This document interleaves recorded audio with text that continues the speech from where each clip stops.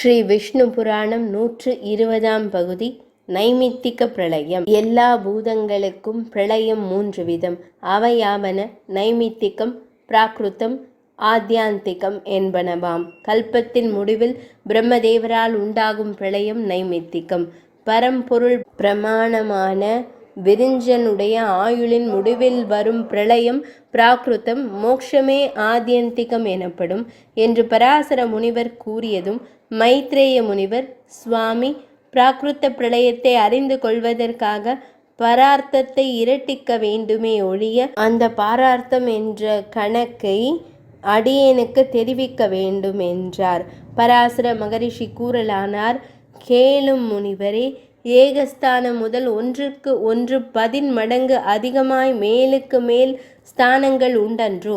அவற்றில் 18வது இடமே பரார்த்தம் என்று வழங்கப்படுகிறது. அந்த பரார்த்தம் இரட்டித்த காலத்தில் பிராகிருத பிரளயம் உண்டாகும். இப்பொழுது வியக்தம் யாவும் அவ்வியக்தத்தில் லயப்பட்டுவிடும்.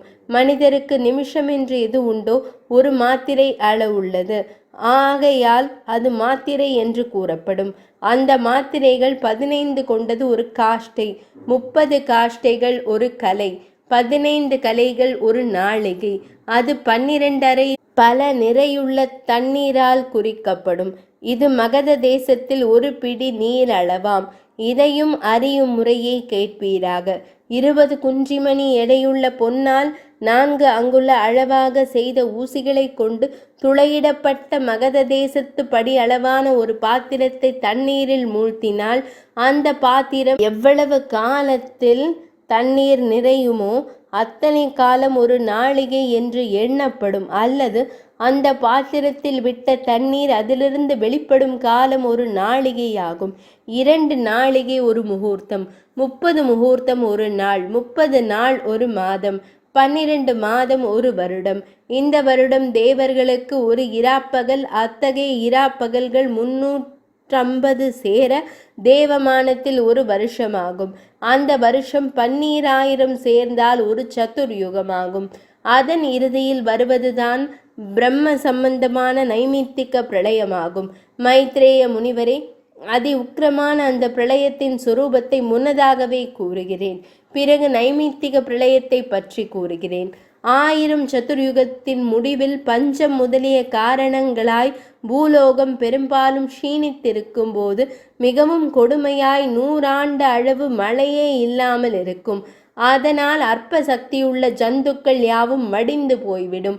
பிறகு ஸ்ரீ விஷ்ணு பகவான் சம்ஹாரத்திற்காக ருத்ர ரூபம் தரித்தவராய் சகல பிராணிகளையும் தம்மில் லயிக்கும்படி செய்யும் திருவுள்ளம் பற்று செய்து 7 கிரணங்களிலிருந்து கொண்டு சகல ஜலங்களையும் பானம் செய்வார்.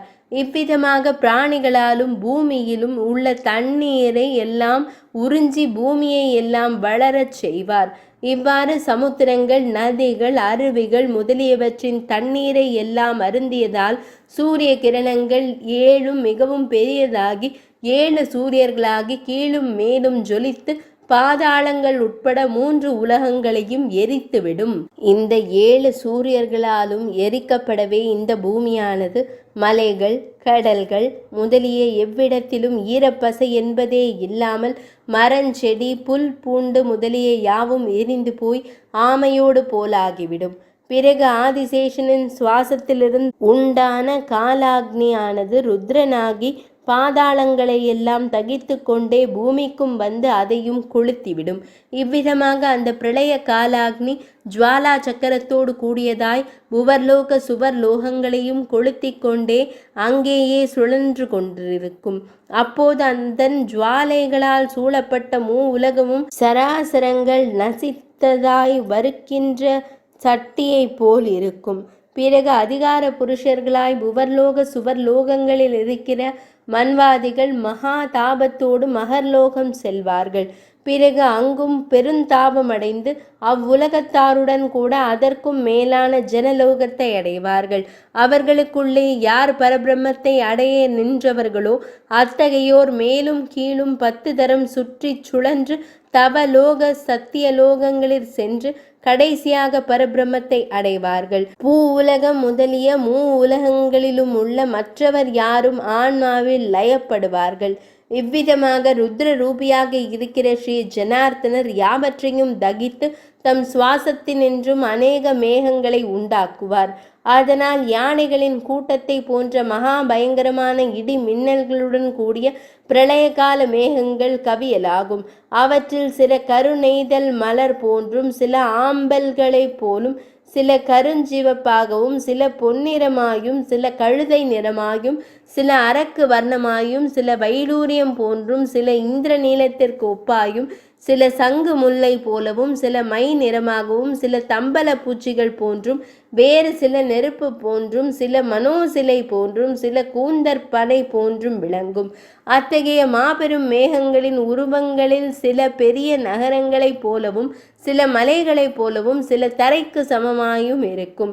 இத்தகைய மகா மேகங்கள் பயங்கரமாக மூழ்கி கொண்டு வானம் முழுவதும் பரவி பெருந்தாரைகளை பொழிந்த வண்ணம் முன்பு கூறியது போல் 3 உலகங்களிலும் பற்றி எரிகின்ற பெருந்தீயை அவிக்கும். அந்த தீயானது அவிந்த பிறகும் அம்மேகங்கள் இராப்பகல்கள் ஓயாமல் மழையை பொழிந்து அந்த பெருந்தாரைகளினாலே பூமி முழுவதையும் ஜலமயமாக்கி பின்பு புவர்லோகத்தையும் அப்படியே ஜலமயமாக்கிவிடும். இதுபோல் அப்பெரும் மேகங்கள் ஸ்தாவர ஜங்கமங்கள் யாவும் அற்று அந்தகாரம் சூழ்ந்த உலகில் 100 ஆண்டுகளுக்கு பெருமழையை ஓயாமல் பொழிந்து கொண்டே இருக்கும். மைத்ரேய முனிவரே, நித்தியனாகவும் பரமாத்மாவாகவும் இருக்கின்ற ஸ்ரீ வாசுதேவனுடைய மகிமையினால் கல்ப காலத்தின் முடிவில் இப்படியெல்லாம் நிகழ்கின்றன. 120ஆம் பகுதி நிறைவடைந்தது.